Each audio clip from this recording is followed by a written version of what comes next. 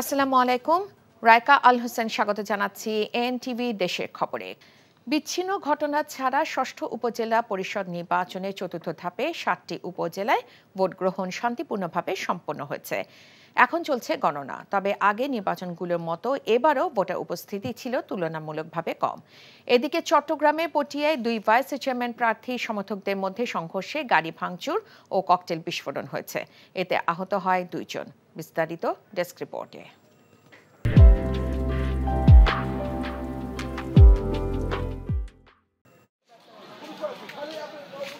চট্টগ্রামের পটিয়ায় স্থগিত একটি কেন্দ্রে ভোট শুরুর পর পূর্ব পিঙ্গলা সরকারি প্রাথমিক বিদ্যালয় কেন্দ্রে 2 ভাইস চেয়ারম্যান প্রার্থীর সমর্থকদের মধ্যে ধাওয়া পাল্টা ধাওয়া ও সংঘর্ষ হয়। এ সময় গাড়ি ভাঙচুর ও ককটেল বিস্ফোরণ হয়েছে।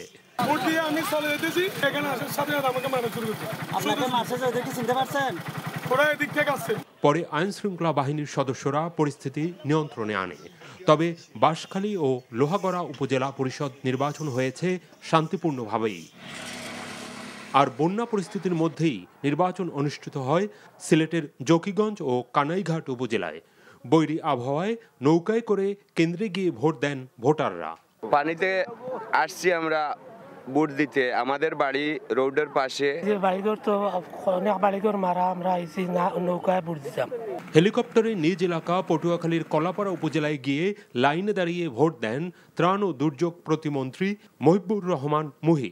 শান্তিপূর্ণভাবেই ভোট গ্রহণ হয় কলাপাড়া ও রাঙাবালী উপজেলায়। ময়মনসিংহের নান্দাইল ও সুনামগঞ্জে জাল ভোট দেওয়ায় 2 ব্যক্তিকে 6 মাস করে কারাদণ্ড দেয় ভ্রাম্যমাণ আদালত। অন্যদিকে রাজশাহীর বাঘা উপজেলায় ব্যালট পেপার নিয়ে যাওয়ার সময় 3 জনকে আটক করে আইনশৃঙ্খলা বাহিনী। শুরুতে ভোটারদের উপস্থিতি কম থাকলেও বেলা বাড়ার সাথে সাথে রাজশাহী, কুমিল্লা সহ বিভিন্ন জেলায় উপজেলা পরিষদ নির্বাচনে ভোটার সংখ্যা কিছুটা বাড়তে থাকে। এবার মাত্র 6টি উপজেলায় ইলেকট্রনিক ভোটিং মেশিনে ভোট গ্রহণ হয়। এদিকে ঘূর্ণিঝড় রিমালের কারণে স্থগিত 20টি উপজেলায় নির্বাচন অনুষ্ঠিত হবে 9 জুন। শওকত করিম, এনটিভি নিউজ ডেস্ক।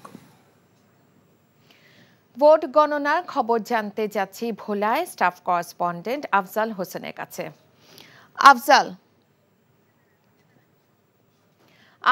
ভোট গ্রহণ তো শেষ, গণনা কোন পর্যায়ে আছে সে সম্পর্কে আমাদের জানান।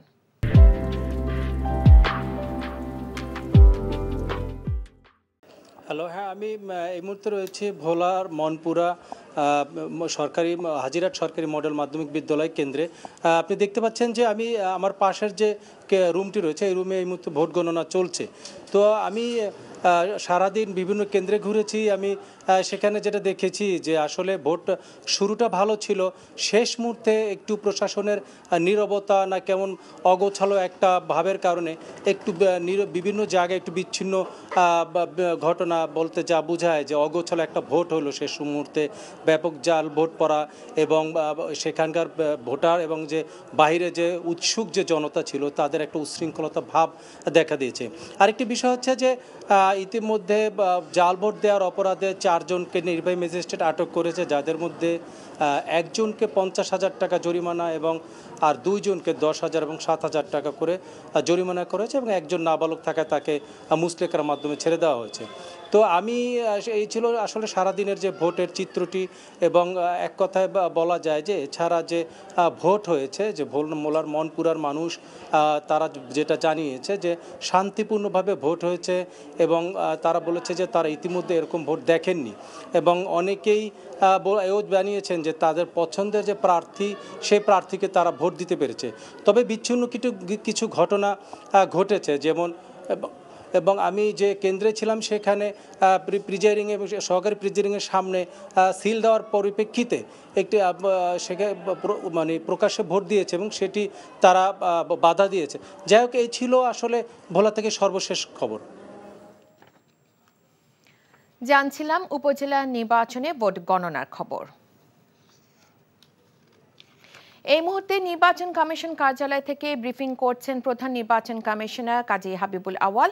সরাসরি যাচ্ছি তার ব্রিফিংয়ে। বিচার বিশ্লেষণ, এগুলো পলিটিক্যাল বিচার বিশ্লেষণটা আমরা এখন করতে পারবো না। এগুলো অনেক কিছু আছে যারা বিচার বিশ্লেষণ করবেন, তখন ওদের কাছ থেকে যদি আমরা তথ্য পাত্র পাই তাহলে আমরা সেটা নিজে সেটা আমি এখন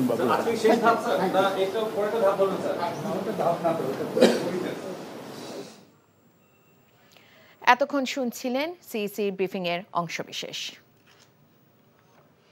উন্নয়ন পরিকল্পনায় পরিবেশ রক্ষার বিষয়টি খেয়াল রাখতে সংশ্লিষ্টদের নির্দেশ দিয়েছেন প্রধানমন্ত্রী শেখ হাসিনা। বঙ্গবন্ধু আন্তর্জাতিক সম্মেলন কেন্দ্রে বিশ্ব পরিবেশ দিবস, বৃক্ষরোপণ অভিযান ও বৃক্ষ মেলা উদ্বোধন অনুষ্ঠানে প্রধানমন্ত্রী শেখ হাসিনা একথা বলেন। বক্তব্যে 2013 সালে সরকার উৎখাতের আন্দোলনের নামে বিএনপি জামাত হাজার হাজার বৃক্ষ নষ্ট করেছে বলে অভিযোগ করেন প্রধানমন্ত্রী। পরবর্তীতে সরকারের নানা পদক্ষেপে এখন বনায়নের পরিমাণ 25% উন্নীত হয়েছে বলেও জানান সরকার প্রধান। 2013 সালে সরকার উৎখাতের আন্দোলনের নামে অগ্নি সন্ত্রাস করে মানুষকে যেমন হত্যা করা, তাছাড়া আমাদের বাস, ট্রাক, গাড়ি, রেল, লঞ্চ সেগুলি আগুন দিয়ে জ্বালিয়ে দেওয়া আর বৃক্ষ নিধন করা, হাজার হাজার বৃক্ষ, লক্ষ লক্ষ বৃক্ষ তারা কেটে ফেলে দেয় জামাত, বিএনপি এরা সেই সময়। গত 24 ঘন্টায় ভারী বৃষ্টিপাত অব্যাহত থাকায় এবং উজানের ঢলে সুনামগঞ্জের সার্বিক পরিস্থিতি অপরিবর্তিত রয়েছে। তবে নদ নদীর পানি স্থিতিশীল থাকলেও হাওরে পানি বাড়ছে, এতে জেলার নিম্নাঞ্চল প্লাবিত হয়েছে। ছাতক উপজেলার আঞ্চলিক সড়কে পানি উঠায় ভোগান্তিতে পড়েছেন সাধারণ মানুষ। একইভাবে দোয়ারা বাজার উপজেলার সুরমা ও ইসলামপুর ইউনিয়নে শরীফপুর সড়কে পানি উঠে যান চলাচল ব্যাহত হচ্ছে।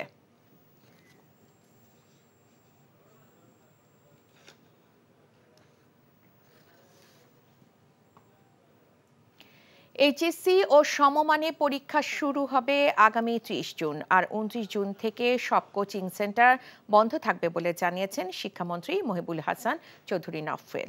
দুপুরে সচিবালয়ে একথা বলেন তিনি। 30 জুন থেকে শুরু হয়ে সেটি 11 আগস্ট 2024 শেষ হবে। প্রশ্নপত্র ফাঁসের গুজব মুক্ত এবং নকল মুক্ত পরিবেশে সুষ্ঠু সুন্দরভাবে অনুষ্ঠানের লক্ষ্যে 29 জুন 2024 হতে 11 আগস্ট 2024 তারিখ পর্যন্ত সকল কোচিং সেন্টার বন্ধ থাকবে।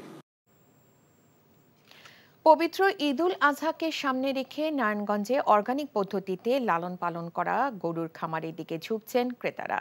গরুর দাম তুলনামূলক কম হওয়ায় ক্রেতারা ইতোমধ্যে 5 স্টার অ্যাগ্রো ফার্মে গরু কেনা শুরু করেছেন। ফার্মের শতাধিকারী বলেছেন, কোরবানি গরু বিক্রির অর্থ অসহায় মানুষের উন্নয়নে ব্যবহার করা হয়। নারায়ণগঞ্জে থেকে তারেক স্বপনের ক্যামেরায় বিল্লাল হোসেন রবিনের পাঠানো রিপোর্ট। ঈদের বেশ কিছুদিন বাকি থাকলেও নারায়ণগঞ্জের গরুর খামার থেকে এরই মাঝে ক্রেতারা গরু কিনতে শুরু করেছেন। ফতুল্লার দাপার ইদ্রাকপুর এলাকায় এক গরুর খামার ঘিরে ক্রেতাদের আগ্রহ বেড়ে চলেছে। ওই খামারে রয়েছে দেশি বিদেশি বিভিন্ন জাতের গরু, পাশাপাশি রয়েছে মহিষ, ভেড়া সহ উন্নত জাতের কয়েকশো গবাদি পশু। গরুর দাম নির্ধারণ করা হয় লাইভ ওয়েটে। অন্যান্য জায়গা থেকে দামটা খুব কম পেলাম, মানে তুলনামূলকভাবে একটু কম দাম। প্লাস হচ্ছে গিয়ে এখানে যেই গরুগুলো আছে সেগুলো ন্যাচারাল ফিড খাওয়ানো হয়, পরিষ্কার পরিচ্ছন্ন এবং ন্যাচারাল খাবার খাওয়াচ্ছে, দামেও খুব সস্তা। তো এবার ইচ্ছে আছে এবার ঈদে এখান থেকে গরু কেনার। এখানে পালিত গরুর খাদ্য কাঁচা ঘাস, ভুসি সহ প্রাকৃতিক খাবার।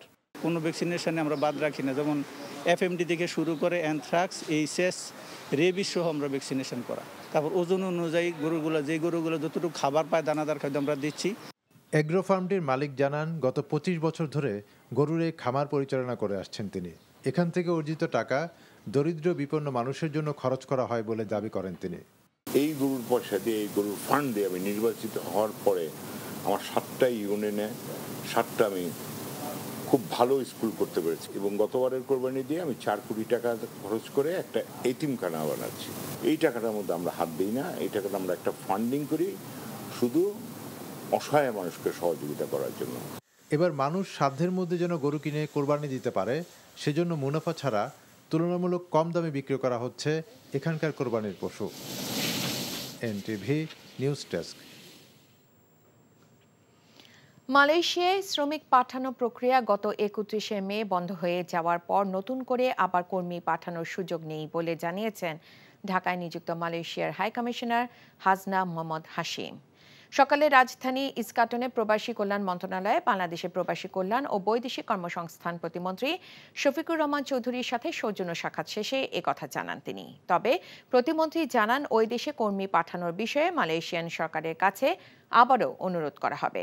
এছাড়া যেসব কারণে 31শে মের পর প্রায় 17,000 কর্মী মালয়েশিয়া যেতে পারেননি তা অনুসন্ধানের পর জড়িতের বিষয়ে ব্যবস্থা নেওয়া হবে বলেও জানান তিনি।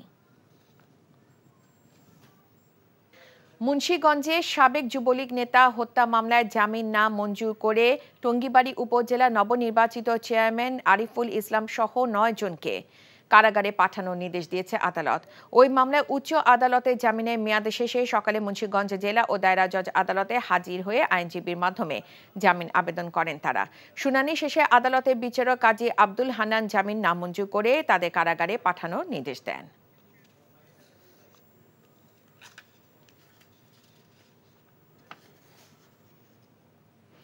শেরপুরে স্কুল ছাত্রীকে অপহরণ ও ধর্ষণ মামলায় সাজাপ্রাপ্ত আসামি শাহিনকে 10 বছর পর গ্রেফতার করেছে র্যাব।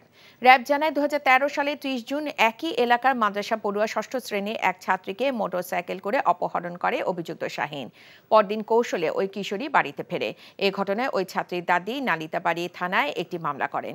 ওই মামলায় 10 বছর পর গত রাতে তাকে গ্রেফতার করা হয়।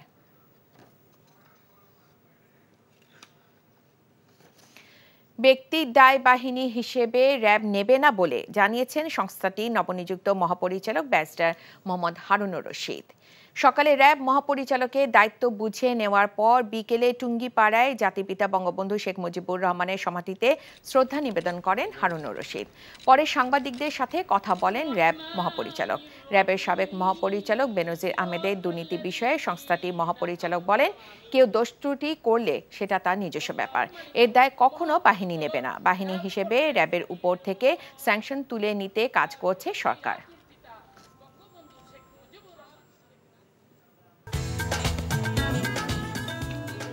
এই ছিল দেশের খবরে। এই খবরের ভিডিও সহ আপডেট জানতে ভিজিট করুন এনটিভি অনলাইন www.ntvbd.com। এছাড়া এনটিভির জনপ্রিয় সব অনুষ্ঠান ও খবরের আপডেট জানতে ভিজিট করুন আমাদের ইউটিউব ও ভেরিফাইড ফেসবুক পেজ। 6টায় ইভিনিং নিউজ দেখার আমন্ত্রণ রইল। ধন্যবাদ সবাইকে।